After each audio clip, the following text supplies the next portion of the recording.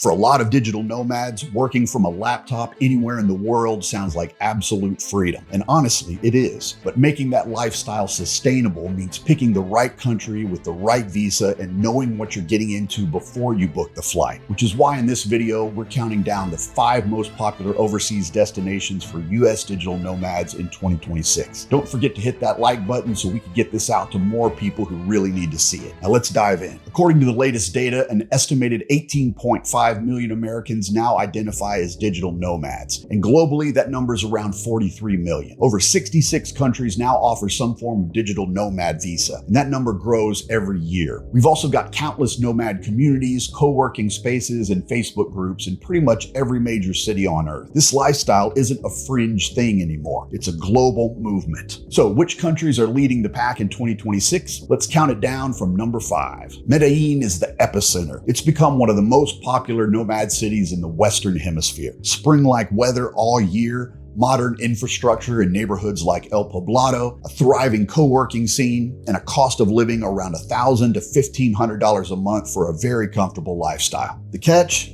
Safety is neighborhood dependent, and the tax situation is complex. Colombia taxes residents on worldwide income, and tax treaties with the US only go so far. If you're spending significant time in Colombia, professional tax planning is not optional. Portugal has some of the best weather in Europe, a huge English-speaking expat community, and reliable infrastructure. Lisbon in particular has become a major nomad hub with co-working spaces, networking events, and direct flights to the US. One thing worth noting, Portugal's NHR tax regime, which used to offer 10 years of reduced taxation, has been largely phased out for new arrivals. If you're arriving in 2026, you need to plan for standard Portuguese tax rates, which makes maintaining a clean US domicile even more important for your overall tax strategy. Coming in at number 3, Spain. Spain has rapidly become the top European destination for American digital nomads. The Spanish Digital Nomad visa, introduced under the Startup Act, lets you stay for up to 1 year and renew for up to 5 total. You need to show income of around €28.50 per month, and at least 80% of your income has to come from outside Spain. Spain also offers something unique, the Beckham Law. If you qualify, you pay a flat 24% tax rate on Spanish-sourced income for up to 6 years, and your foreign income is largely exempt. For employed remote workers, that's a massive advantage over other European countries where tax rates can hit 45% or more. Worth knowing, the Beckham Law applies mainly to employees of foreign companies. If you're a freelancer or self-employed, you'll generally fall under Spain's standard progressive tax rates instead. So if that's you, run the numbers before you commit. City choice is huge. Barcelona gives you beach life plus startup energy. Madrid gives you a fast-paced European capital. Valencia and Malaga are more affordable with coastal living. And the Canary Islands have built a dedicated digital nomad hub with mild weather year-round. At number 2, Thailand. For years, Chiang Mai has been the unofficial capital of the digital nomad world. And in 2026, it's still one of the strongest hubs. Cost of living is a huge draw. In Chiang Mai, you could live comfortably on $1,200 to $1,800 a month. Even in Bangkok, a modern apartment, great food, and solid infrastructure won't run you more than $2,000 to $2,500. The big shift in 2025 and 2026 is Thailand's Destination Thailand Visa, the DTV. It's a 5-year visa specifically designed for remote workers and freelancers. You need to show around $14,000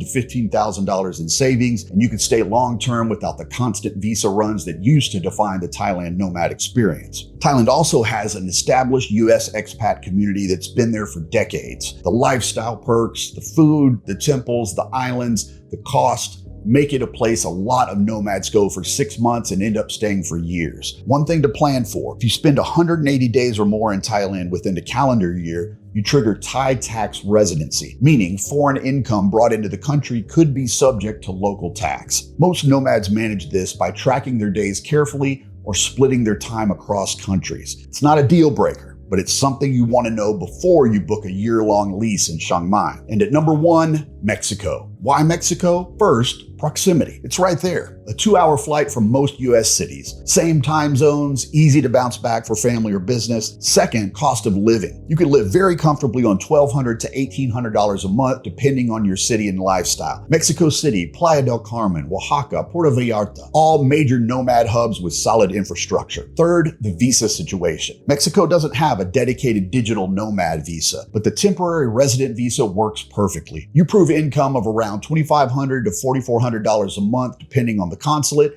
and you could stay for up to 4 years. The residency path is straightforward. There's also an enormous expat and nomad community. Mexico City alone has dozens of co-working spaces, nomad meetups, and English-speaking networks. Plus, the food, the culture, the weather, it's hard to beat. Now, here's the thing that every single one of these destinations has in common. Moving abroad doesn't erase your US tax and banking obligations. You still need a real US residential address. You still need bank accounts that won't get frozen because a compliance algorithm flagged your virtual mailbox. And your old state, especially California, New York, or New Jersey, can still claim you owe state income tax if you didn't properly establish domicile elsewhere before you left. This is exactly why we built Nomad Pilot. We set you up with a real legal Florida residential address that passes bank KYC checks, DMV verification, and state tax audit requirements. No state income tax, a declaration of domicile that signifies state residency, and bank accounts that stay open, even when you're in Medellín or Chiang Mai. If you want to get your Florida domicile set up the right way before you move, or fix it if you're already abroad, check out Nomad Pilot at the link in the description. If you enjoyed this video, hit that like button. It takes 1 second and it helps us reach other nomads who need this information. Subscribe for more expat tax strategies, country breakdowns, and banking survival tips. And lastly, if you're a digital nomad living abroad, drop a comment. Where are you and how's it going? I'd love to hear. Until next time, keep your money yours and your passport ready.